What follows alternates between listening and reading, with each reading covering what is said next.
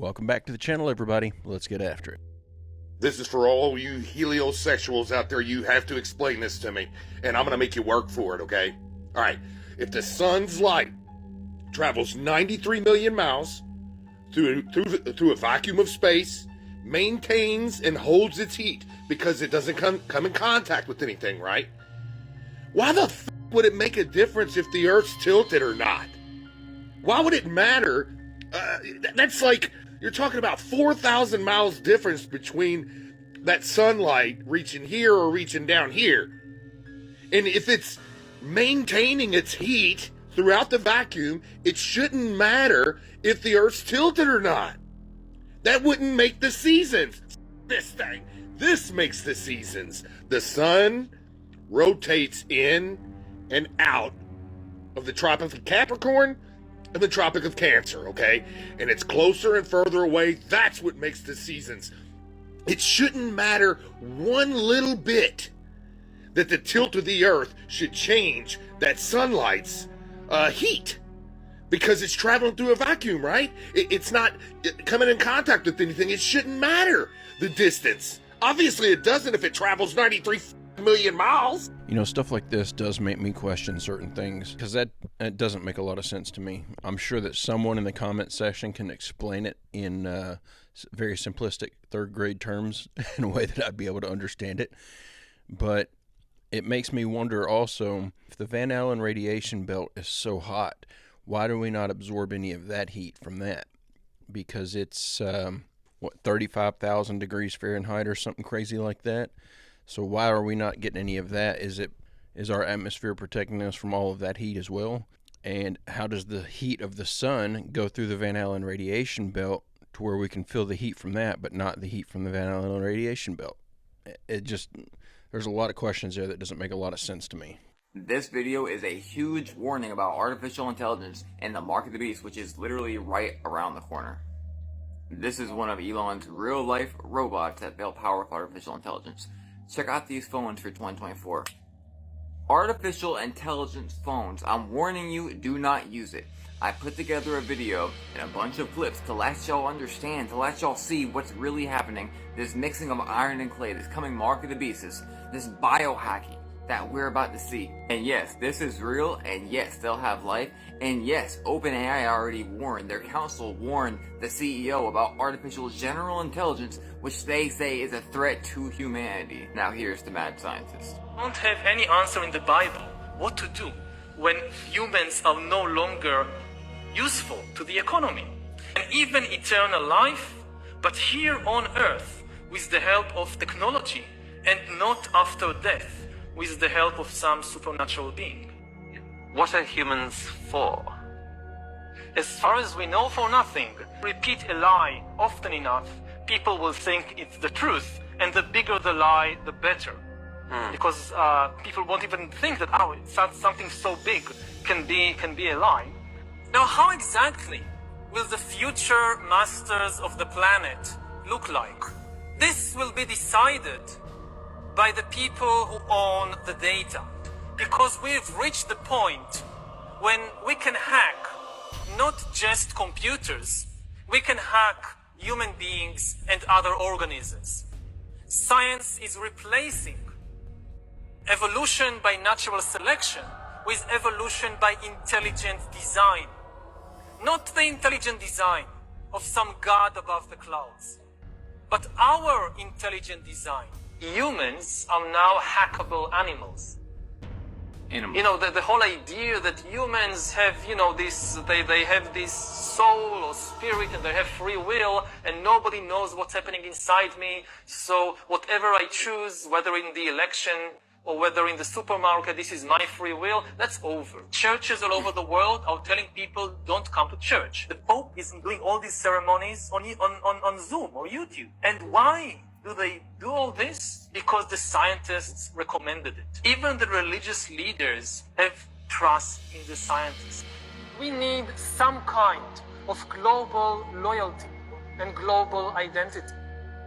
Earth will be populated or even dominated by entities that are not organic, that they don't breathe, they don't have emotions, like that the potential of AI is much, much bigger than any historical revolution. It's really a biological revolution. Isn't this the same guy who was essentially saying we don't need humans in yesterday's video? Or essentially saying that there's no such thing as human rights? And now he's talking about there's no point or usefulness for a human being, that they're here for nothing. And another one of the followers of the Bill Gates methodology.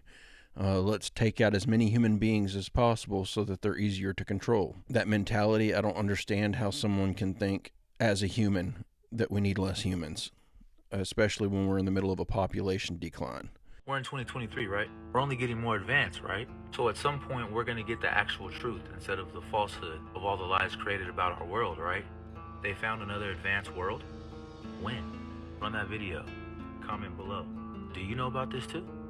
They found another advanced world just outside of Antarctica. They don't want us going there. Once you understand, there's more land beyond Antarctica. What's another word for more? Extra. What's another word for land? Territory. Put that together in a word? Extraterra. If somebody came from the extraterra outside of Antarctica, we might call them an extraterrestrial from the outer space. These people inside the Hollow Earth have been living there for 2,500 years. There is one continent inside the Earth and one ocean. Their capital city is built around the original lost Garden of Eden. The vegetation grows like a paradise. The people live to be up to 800 years old. They communicate with telepathy. The inner Earth people have built these androids that fly their flying saucers out to reconnoiter the outer Earth. Our government has been knocking flying saucers out of the sky and back engineering these flying saucers. The people that live in the Hollow Earth are not extraterrestrials. They're from the lost tribes of Israel. Now, I really like this idea of Hollow Earth. I do find it fascinating how these people can sit there and speak with such conviction, like they know. They have definitive proof that what they're saying is true. And it's really just what they think might be possible. I always find that funny when people speak with such conviction about things that they know they don't know about. But it is an interesting theory, and I find it very fascinating, the idea that there's a leftover advanced civilization that continued to advance far beyond what we were whenever we were still fighting with sticks and stones, and they already had flying craft. That's a very fascinating idea. Hey, if you're enjoying this video, I make a new one just like it every single day. It'd be awesome if you'd hit that subscribe button and come back tomorrow to join me. Yep, this terrifying situation could happen by April of this year, and our life in 2024 might turn into a nightmare. Citizens were terrified when scientists dubbed a comet as the Devil's Comet, with NASA saying it is 3 times the size of Mount Everest and headed right to Earth at a terrifying fast speed of 40,000 miles per hour. The images of the Devil's Comet when viewed through a telescope has caused nightmares, as it's seen constantly exploding with ice and dust, and it's believed to continue to do that as it starts approaching Earth. It's believed the asteroid that hit Earth and killed the dinosaurs was only 33,000 feet, while this comet may be closer to 90,000 feet, and the damages could be catastrophic, with many scientists who theorize that the asteroid of just 33,000 feet, if it were to hit Earth today, could cause damages stronger than all of our nuclear weapons combined, and severe earthquakes, wildfires, and tsunamis happening all at once. It is still important to note that outside of headlines and rumors, comets don't actually travel in a straight line, and what we see that may appear coming towards us is actually believed to pass us by a few million miles, and NASA predicts it to miss us completely. Well, hopefully NASA's right, because they sure don't get much else right. Hopefully this thing ain't even coming at us or ain't even going to be anywhere close to us. I would say it's more likely it's just a way to scare everybody. This is going to be the big theory going around as to why they're building all these bunkers and stuff, because we're going to get struck by a comet coming around about April or May. I don't think we'll get hit by nothing. I take you back to the first Matrix movie, and the Morpheus character holds up a battery and he says, the Matrix is a computer-generated dream world designed to turn humans into one of these, a battery. And that's when a massive understanding started to come to me from many different sources. These entities are feeding off human energy, but it's a particular type of human energy. This is mainstream science. Again, every time we feel emotion, Every time we think, we're generating frequencies. And those frequencies, in terms of what the frequencies are, relate to the nature of the emotion and the nature of the thought. And scientists have worked out what these frequencies are for different emotions, right? And is that like when you go into a room and you kind of feel like, oh, there's a bad energy in here? Yeah, you know what I mean? Yeah, I mean, if you go into an old house where there's been a lot of really bad things gone on, when the bad things are going on, the people involved in the bad things are giving off that vibe, and unless someone goes into that house and changes the frequency, they sit there vibrating. So you go into it and you think, oh, this is horrible, God, because you're picking the vibe up. I find that interesting because the guy literally states, oh, I was watching The Matrix and got this idea. I started piecing things together. So it's literally his theory that he came up with on his own. It's not, and then he tries to loop science into it and say, oh, this is why what I'm saying is true, because science proves this and this and this. It's an interesting theory that there is something feeding off of our energy, and could very well be the case. I don't know, but I'm going to need a little bit more evidence than I was watching The Matrix and came up with this idea. Hashtag space is fake is something I'm investigating for my next hour. Yeah. Yeah, I'm for legitimately looking deep into. Dude, anybody that thinks the Earth is flat, they totally don't believe what we're taught about what's above us. So when the people sun? say space Wait a is minute. fake, What about the sun? They mean all the information we're getting, you're lying about that shit. That, it's not that it doesn't exist. Of course it exists. We see Right, it. of course. But space is fake sounds ridiculous. Like there's something we're up looking there. at it and it's fake. That's ridiculous. That's just not what the it means. It Truman means Show. that all the information we got about all We're those off. lights in the sky, Yeah, something they're else. they're lying NASA's to lying? us. The goal has always been for the most powerful emperors is a one world government. They always wanted a one world government. All the Roman emperors, they try to figure out, they try to do different combinations. How about and they would fall, and a new emperor would come and go, you know what?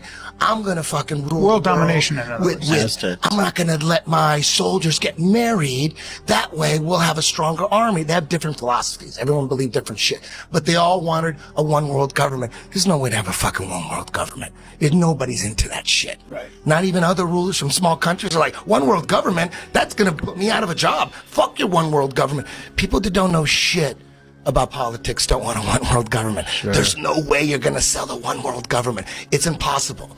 The only way to make a one world government work is to have the people embrace it. They have to want it because nobody wants it. So the trick is, and they've known this forever. The Vatican knew this. The Pope wanted to rule the world. They all knew it, but they couldn't do it. They all knew it, but they knew one way, but there's no way how they're going to pull it off. What's the one way, man? The only way is if there was some extraterrestrial threat from up above us. That would be the only way to have everyone embrace the one world government. They all knew that for years. But it didn't work That's so far. the plan. They could never It's a make shitty it plan, work. though. They didn't have the technology 500 years ago. The Vatican knew about it. They wanted it. And you go to the Vatican, you see paintings of like Have you been there? UFOs with aliens in them. And back when I used to believe in UFOs, but before I figured out that UFOs they want us to believe in UFOs. They're preparing us for a fake alien invasion. That's always been the plan. A one world government. The only way to do it is to get us to embrace it. And the only way to embrace it is from an alien attack. Ronald Reagan talked about it many times. Perhaps we need some outside universal threat to make us recognize this common bound. Our differences worldwide would vanish if we were facing an alien threat from outside this world. And yet, I ask you, is not an alien force already among us? I think this is probably the least interesting but most likely scenario that's playing out right now. I would put all my money on the government is lying about all of these UFOs and alien invasion or alien crash sites, all this stuff. And there are no aliens. We just have advanced technology that was either left over from previous civilizations, given to us by current advanced civilizations that are already here and hiding from the basic population, or they just have advanced technology and they're going to use things like Project Bluebeam to fake an alien invasion and make us all think that, oh, we need a one world government because that's the only way that we can fix this. Before 1841, if you saw something that looked like a dinosaur, what would you have called it, right? They didn't have the term dinosaur. So I believe they were called dragons. And here we have this dragon looking in the mirror saying, oh! And when we look in the mirror in the morning, sometimes we have the same reaction, right? Well, look at that hair. But very similar animals. It kind of looked like my stepmother. So all of the thousands of astronauts for 60 years are lying. Well, according to astronomy.com, only 667 people have journeyed to an altitude of 50 miles, which is nothing. That's not spade. 24 have been to the moon and 12 have actually walked on it. Here's something I want you just to think about, okay? Without judgment, just think about this. The moon is 238,000 miles away, right? Have you heard of something called the Van Allen belt? It's a zone of energetic charged particles, most of which originate from the solar wind, okay? This is a belt that is around. This is in between us and the moon. So it goes us, the Van Allen belt, and the moon. The Van Allen belt starts at about 400 miles and goes to 36,000 miles. This is pretty close, way more close compared to the moon. Do you know how hot it gets at this level? Okay, the regions in the Van Allen belt go from 2,000 to 20,000 Kelvin. Well, what's Kelvin? 2,000 Kelvin equals 3,100 degrees. 20,000 Kelvin equals 35,000 degrees. 35,000 degrees Fahrenheit. Are you still with me? The Eagle lunar module used in the Apollo program was built mostly and completely of aluminum. So you're telling me that the aluminum in the ship alone can stand the 35,000 degree temperature, when the space shuttle thermal protection system can only withstand 3,000 degrees. Okay, so the lowest number in the Van Allen belt will melt the thermal protection system. So you're telling me that this shuttle was able to traverse 30,000 miles of temperatures up to 35,000 degrees and still be able to make it to the moon, which is still over 200,000 miles away.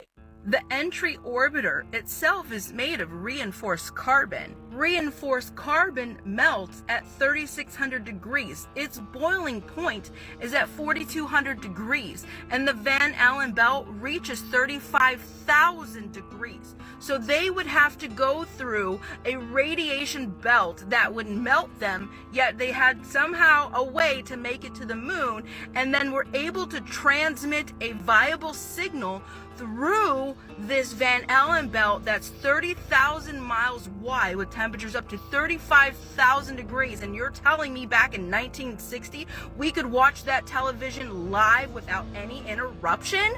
And here I am losing my signal every time a plane flies over me. Oh, but it's because they have the satellites in space, right? So in 1960 they had the satellite that could beam through the Van Allen belt, which is at 600 miles up.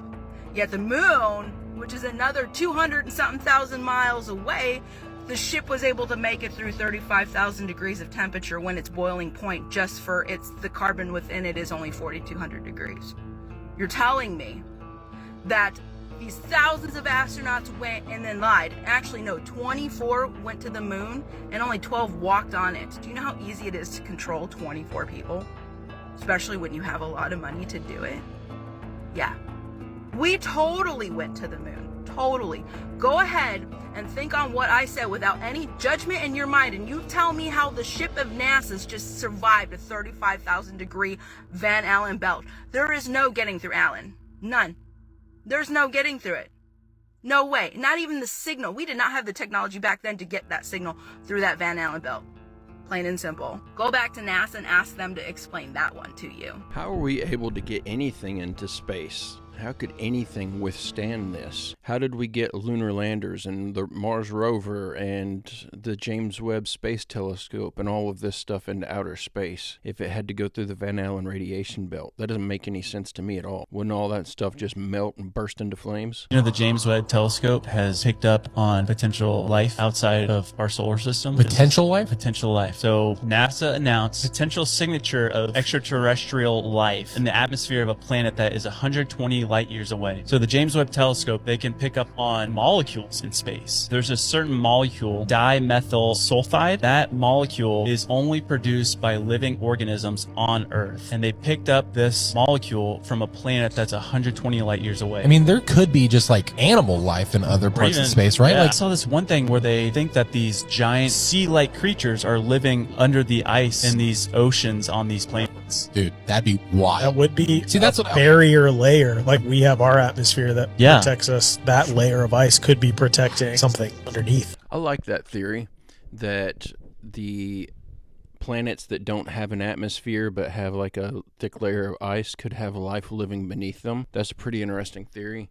I would say it's probably more likely, in my mind anyway, that if we do discover life on another planet, it's probably going to be microscopic life. It's probably going to be in the early stages of development. Otherwise, we would have seen greater signals, I would think, coming from these planets, because we're sending out signals trying to actively make contact and communicate with extraterrestrial life forms. So it would only make sense that they would probably at some point be trying to do the same thing for us. Or at the very least, we'd be picking up their communication signals, like we send out radio waves and stuff that just, make it out of our atmosphere and out into space. I'm sure we would pick those up from other planets. If your ultimate goal is to be famous, then you're gonna do a lot to get there, like sign your name in blood in a contract with the devil.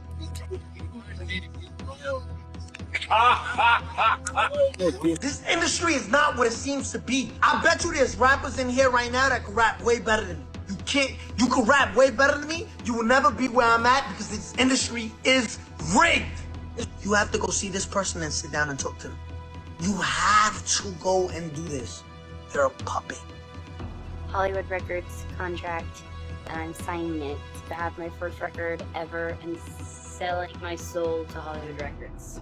That's what I'm doing. I found my good up in blood letters. Something happened to me. I haven't been the same since. I've realized something about myself. It's dangerous. So they practice witchcraft. What does it mean, though? What it means, what it means. What does the checkerboard mean? It means mind control. So you got classical conditioning, you got operational conditioning. So what they do is they use programming. So MK Ultra. Yeah, but it's to push an agenda. So you heard of this shit before, right? I heard of MK Ultra, but I don't pay that shit too much mind. So the checker. So what I'm saying. We already know that the CIA and the FBI and everything is involved in propaganda in our mainstream media. It only makes sense that they would be involved in propagandizing our mainstream artists. Sunday, Monday, Tuesday, Wednesday, Thursday, Friday, Saturday, Sun, Moon, Eris, Hermes, Zeus, Aphrodite, and Kronos. Sun, Moon, Mars, Mercury, Jupiter, Venus, Saturn, Sun, Moon, Tyr, Woden, Thor, Freya, and Saturn. So yes, Woden is Thor's dad, and Frigga is Thor's mom. So you have Woden's day, Thor's day, Frigga's day. The 7 planets are the 7 chakras from the coldest, Saturn, to the hottest, the Sun. So technically, from root to crown, you could also see it from Saturn, which rules Capricorn, Jupiter rules Sagittarius, Mars rules Scorpio, Venus rules Libra, Mercury rules Virgo, and the Sun rules Leo. So you have lead ruled by Saturn, because when these lights from these 7 luminaries reach down to Earth, what happens is they become solidified. So the stars above come down and they solidify. So the sun's light solidifies and becomes gold. The moon solidifies, becomes silver. Tuesday is called Martes. Mars is red. And when Mars's light comes down to Earth and solidifies, it gives us iron. Iron in your blood is red. Mars is red. Mercury solidifies, becomes Mercury. Jupiter, the light from Jupiter solidifies on Earth and becomes tin. Venus's light becomes copper, and Saturn's light becomes lead. So here you have it. So what are the luminaries? Well, they are just lights in the sky. This is a video of Venus.